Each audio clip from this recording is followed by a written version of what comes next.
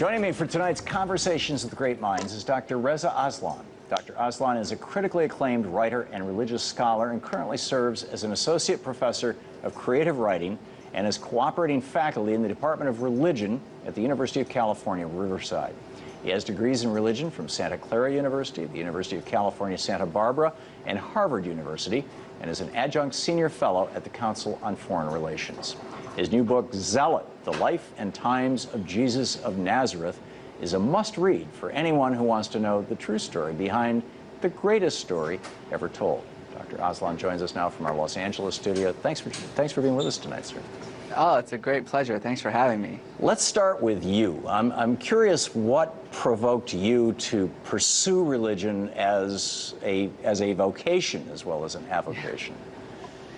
It's funny, I've always been interested in religion and spirituality. I don't understand why. I didn't come from a religious family at all. I mean, my mother is sort of culturally Muslim. My father is an exuberant atheist, and really didn't have much religious training or education growing up.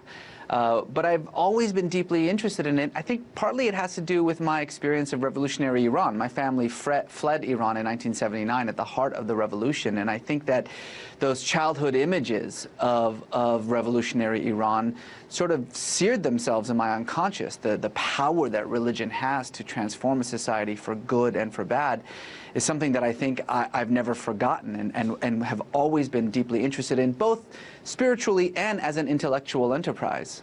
Some people are provoked into religion by virtue of a transcendental experience of some sort. Have you had that experience? Is there that part of your life also that might have pushed you in this direction? Yeah, well, absolutely. I mean, I've sort of always wanted to have a spiritual experience, but I didn't really have any kind of outlet for it. When I was a teenager, I went to an evangelical youth camp with some friends, and that was the first time that I heard the gospel story, this, as you say, greatest story ever told, about the God of heaven and earth coming down in the form of a child and sacrificing himself for our sins. This was a profoundly spiritual experience for me, hearing this story for the first time. I converted to evangelical Christianity, began preaching the gospel to my friends, to my family, pretty much anyone who would listen to me, even people who wouldn't listen to me, frankly.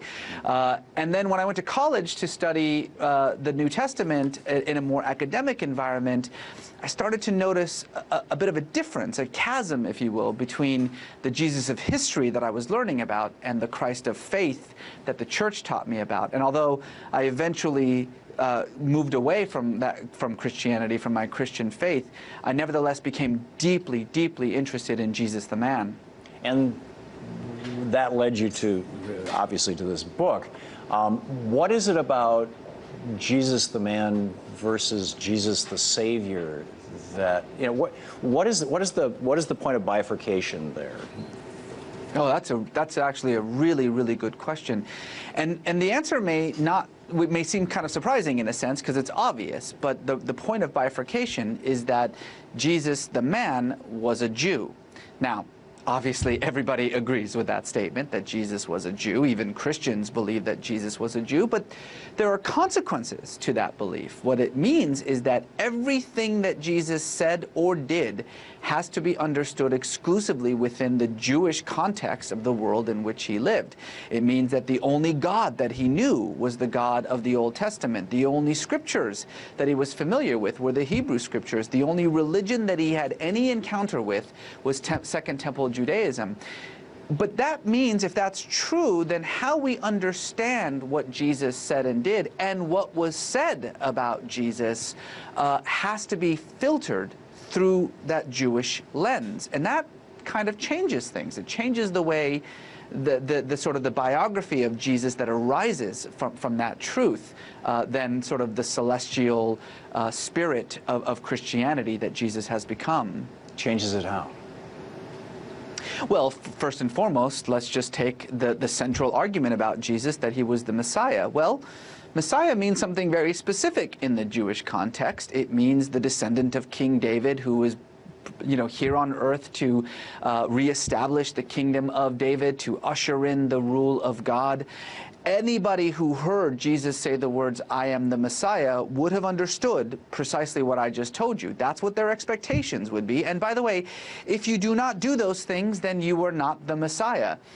The Christian conception of Messiah, of course, is something quite different. It's a celestial office. It's an office whose kingdom is not of this world, but a kingdom in heaven.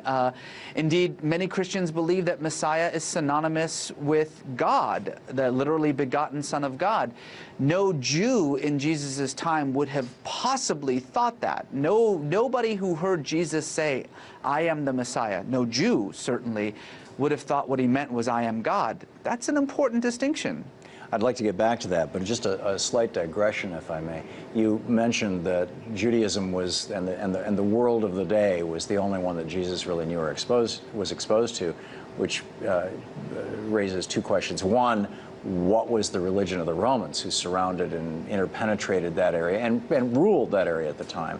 And how might that have influenced his thinking or that of the people around him? And two, there has been for a long time a lot of speculation about his years between 12 and 30 when the Bible is silent, that perhaps he traveled. People claim he traveled to India, for example, because some of the things that are associated with Hindu metaphysics seem to be appearing, particularly in things like the Gospel of Thomas. I'm curious, just in general, your thoughts on that. No, very good, very good. I mean, look, it's important to if you want to know who Jesus was, you have to know the world in which he lived. I mean, if Jesus was a Jewish tekton or woodworker, as he is referred to in the Gospels, then that would put him at the second lowest rung of the social ladder in first century Palestine, just above the slave, the indigent, and the beggar. So, again, what we are talking about here is someone who was very likely an illiterate, uneducated, marginal, poor peasant from the backwoods of Galilee who came from a village, Nazareth, that was so small, so inconsequential that its name does not appear on any map or document before the end of the first century. Even if this was a land that was dominated by the Roman Empire, it was occupied by the Roman Empire, even if there were certainly Greeks and Syrians and Arabs that lived in certain urban metropolis centers in the Holy Land, a poor Jewish day laborer and peasant would have very little access to these ideas or to these people, for that matter. And that's what we have to constantly remember, is that while Jesus was certainly remarkable, charismatic, somebody definitely worth getting to know because of his teachings and his actions, he wasn't utterly unique. He was very much like all the other Jews that he grew up with. And if you want to know who Jesus was, you need to know the world in which he grew up in. Insofar as the years between 12 and 30, I would say actually it's the years between 0 and 30. I mean, really, until Jesus begins his public ministry on the banks of the Jordan River, everything before that is all speculation and legend, from the nativity stories to the stories that come up many, many years later about his travels to India, etc. A poor, Jewish, illiterate, uneducated peasant who is barely living above subsistence level does not travel to India.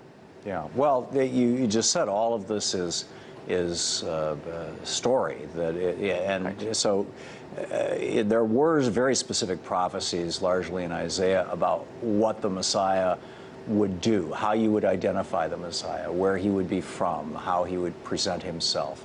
And there are some who have suggested over the years that the early biography of Jesus has been reconstructed in order to match that template, and that it had very little to do with who Jesus was.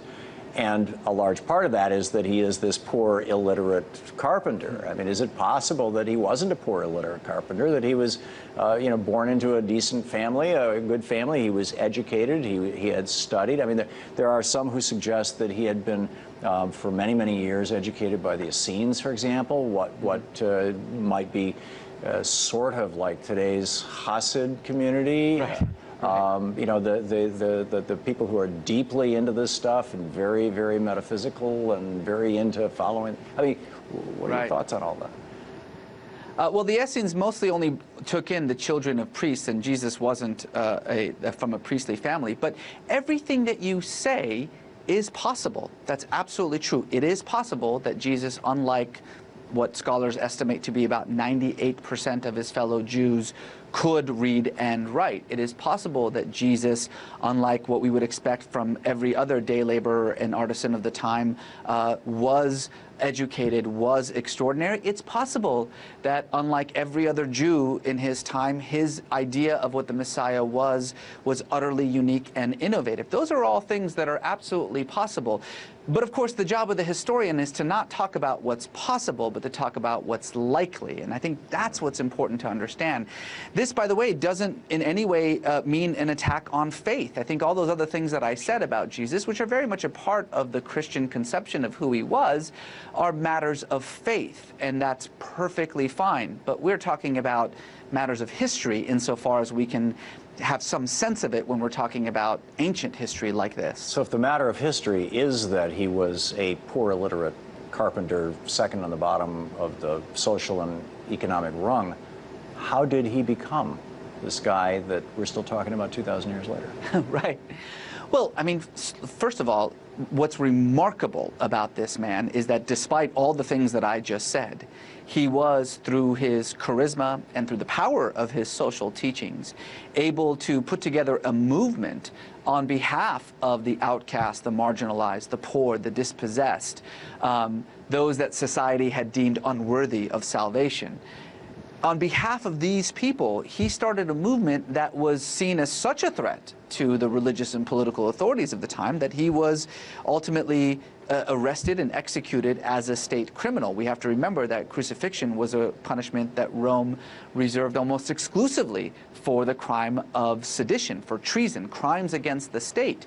So if Rome thought that you were such a troublemaker, such a rabble-rouser and revolutionary that you were worthy of execution as a state criminal, that there alone should challenge the general perception that I think a lot of modern people have of Jesus as some kind of inveterate pacifist with no concern for the things of this world.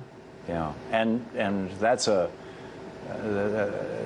analysis that a lot of scholars have gotten into over the years. Pagels, Funk, others who Sure. have suggested that there was actually in Turn the Other Cheek and Walk a Mile in my or walk the extra mile, or Right. Give them your cloak and your coat as well, that really these were calls to revolution. I'd like to pursue that and that whole thread with you right after this break, if we may, Dr. Aslan. More of tonight's Conversations with Great Minds with Dr. Reza Aslan right after this break.